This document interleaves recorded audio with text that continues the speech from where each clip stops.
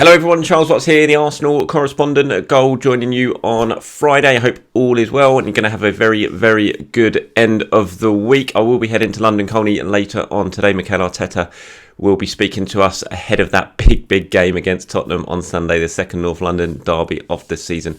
Can Arsenal finally get their first win at the new Tottenham Hotspur Stadium? I'm sure we'll get plenty of updates from Mykhailo. I say updates, you know how Mykhailo is by now. I say updates, but we'll see what he has to say about team news, injuries, transfers. Probably very little, but we shall see what he says. So keep your eyes peeled through all my social media feeds for the very latest from London Colney later today. Mykhailo Mudryk speaking at 1:30 p.m.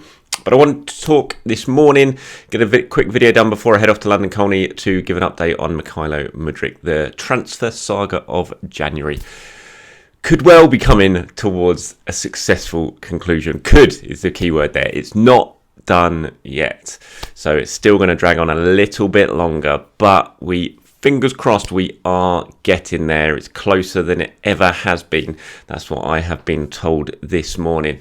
Talks continuing between Arsenal and Shakhtar over Mudryk. They've been going on for a long time, but we're now getting towards the final stages and the agreement is just there. It's very, very close, but it's still not done. As far as I'm aware, my understanding of the situation, it's not so much now about the initial fee. That appears to be pretty much sorted between the two clubs. The focus of negotiations now are very much on the sort of add-ons side of things and getting it up to, the kind of figure that Shakhtar have been demanding. We know that publicly they very much want £88 million. They want they value him at 100 million. That's very much been their public stance. I'm not sure of the exact figures where we're at the moment between the two clubs. It feels like it's probably going to be a little bit less than that if it wants an agreement or if an agreement is reached, and that's what the two discussions are about now. It's about getting the add-ons right. The Shakhtar are kind of happy to let this deal happen. It's about the structure of the add-ons over how many years are going to take place, the sort of probability of them as well, as in basically how realistic they are. Sometimes you get clubs saying, okay, well, a League One club saying, all right, we'll give you an extra 10 million if we win the Champions League with so-and-so player. It's just not realistic. It's a stupid add-on. That's what Shakhtar are very much keen to avoid, and that's where the sort of focus right now is in these negotiations. But that's certainly a lot further forward than where we were at just about a week ago. So we are getting there when it comes to Mudryk. We've still probably got a little bit of time to go before a full agreement is reached. Mudryk is still in Turkey with the Shakhtar squad. I'm told that is not going to change at all. He's still very much preparing for the restart of their season. He's at the training camp, and that won't change unless a full agreement will be reached. And then obviously Shakhtar would release him and he'd be able to come over to England to put the sort of finishing touches on the transfer. So we shall see how it all pans out. But I think it's definitely positive news. It's the most positive I've felt that Arsenal are going to be able to get this deal done, put it that way.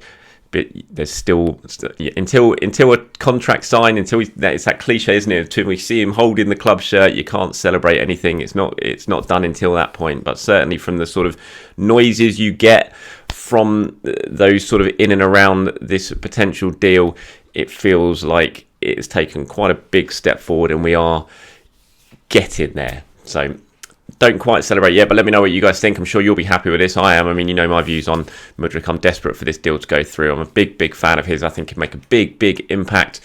Whether that impact would be immediate it's impossible to really predict, and he'll clearly need some time to settle. We'd be coming over from Ukraine. He's never played outside Ukraine before, so it's a massive move to him, adjusting to a new league, a new club, a new stature of club. And that's not saying that Shakhtar aren't a big club. They are, obviously they are, but coming to the Premier League and coming to an Arsenal is a whole different story. So it will take him some time to settle in. It might not be till next season, if this deal happens, that we see the best of him, but still be a very, very exciting signing, full of talent, only 22 years old, fast, trickery, scores goals. I mean, what more do you want from an attacker? He's certainly the type of player who's going to get fans off their seat at the Emirates, and would just add another huge attacking option to Mykhailo Mudryk's Arsenal. And then you can play him on the left. That's clearly his best position. So in a case of rotating with Martinelli, you could play him on the right. I'm sure you could. And it gives you another option in those attacking areas, which Arsenal desperately need. That's why they really wanted to sign him. Fingers crossed it is a deal that now gets done.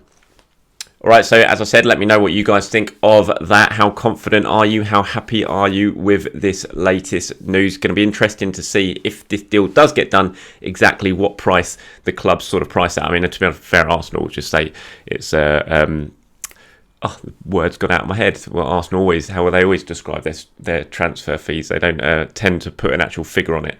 And I'm sure they'll probably keep that same stance. Shakhtar will be very keen, I'm sure, to get a figure out, because they'll want to let their fans know that they got the best possible deal, and they'll be trying to get as close to that magical 100 million euros figure that they've been insistent on as they can as these negotiations. That's why the sort of add-ons now and the talks around the add-ons are going to be so important to Shakhtar, because they're going to want them to get as high as possible, and we shall see on that. But it just feels like it might not be the sort of the full 100 million that they were hoping for that it comes with, but it's still going to be a massive deal nonetheless, especially for a player he's played under 30 league games in Ukraine. I think he's only got 9 international caps, so to get the sort of figure that they're going to end up getting for him if this goes through, it's still a massively huge deal for them. It's a huge outlay for Arsenal as well, which shows the sort of how confident they are that Mudryk is going to make a big impact in England. Okay, quickly, Arsenal charged again by the FA. Can you believe that? Arsenal charged for the second successive week by the Football Association for the conduct of their players. This charge comes after how they reacted to the handball appeal in the first half of the Oxford game on Monday night. I think it was Sammy Lokonga, wasn't it, who had a shot that was clearly blocked by the defender's arm, who sort of slid in to block it. Arsenal players crowded around the referee asking for a penalty. There was, of course, no VAR, so the referee's decision was final. I just think it almost feels vindictive now, this, because because it's just a sort of incident you see time and time again that teams don't get charged for. You look at the Fulham-Chelsea game last night after João Felix got sent off. How funny was that, by the way? After João Felix got sent off for that foul, and you saw immediately all the Fulham players crowding around the referee, demanding a red card. There was 4, 5, 6 of them all around the referee. It was the exact same situation with Arsenal with that handball appeal.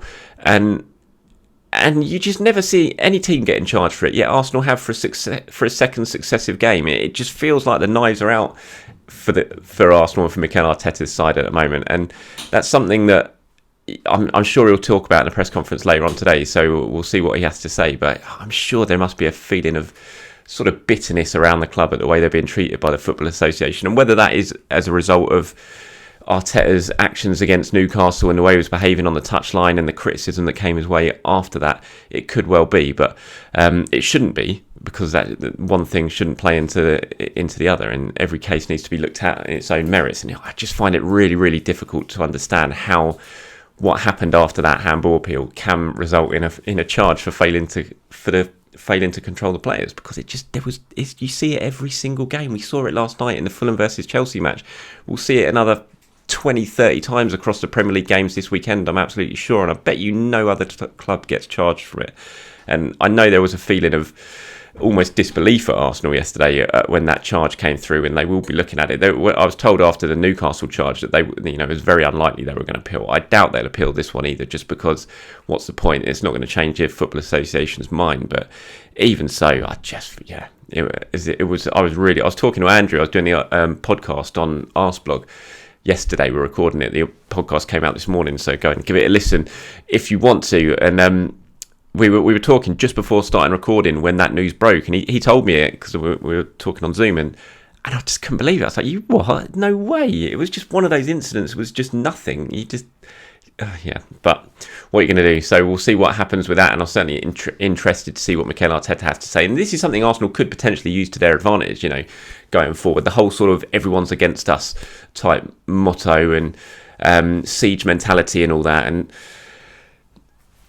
sort of going back to, I don't know, if you're around my age watching this, you'll know what I'm talking about here. You go back to the 1990-91 season when Arsenal won the title, George Graham was in charge, and you had the big brawl at Old Trafford after the all the players sort of ran in. I think it was Anders Limpar and Brian McClare kicked it off, didn't they? And everyone piled in, and Arsenal ended up getting docked 2 points by the FA. It just never happens. You've never seen that happen before, never seen it happen after.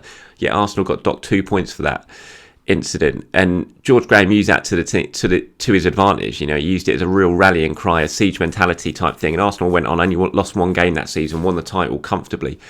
And there's a really famous video of George talking to the squad at the training ground after those 2 points have been deducted, and using it as, like I said, as an advantage. And I just wonder if this is behind the scenes. I'm sure Mykhailo probably won't talk about it publicly, but behind the scenes, feels like something he could really use to galvanise the squad, get everyone together, build that sort of spirit within the squad even more than it already currently is. And I mean, look, Sunday's going to be a really fiery affair, no doubt about it. It's a North London derby, it always is, and there's going to be tackles flying in, there's going to be appeals, there's going to be pressure being put on the referee, and I'm sure Arsenal will be very much under the spotlight once again, and so they're going to have to keep their heads. That's going to be absolutely crucial. Don't give the officials any reason to punish you, because it certainly feels at the moment that it's a open season for when it comes to punishing Arsenal. So they've got to keep their heads. Arteta's got to keep his head on the touchline. Don't get riled up at what happened in the North London derby at Tottenham last season. Arsenal paid the price for that red card early in the first half. You can't afford to let that happen again. Can't do anything stupid in and around the penalty area, because we all know how easy it is for Tottenham to win a penalty against Arsenal. It happens every game at the moment. So they've got to be wise at the moment at that. So you don't want to get too het up and too fired up about what's happening ahead of this North London derby, but still you've got to try and use it to an advantage as well. So we'll see what Mykhailo Arteta has to say. Like I said, 1:30pm kickoff today at London Colney for the press conference. Keep your eyes peeled to my socials and to goal.com for all the latest news from that. But until then, have a very good day, everyone. I will speak to you soon.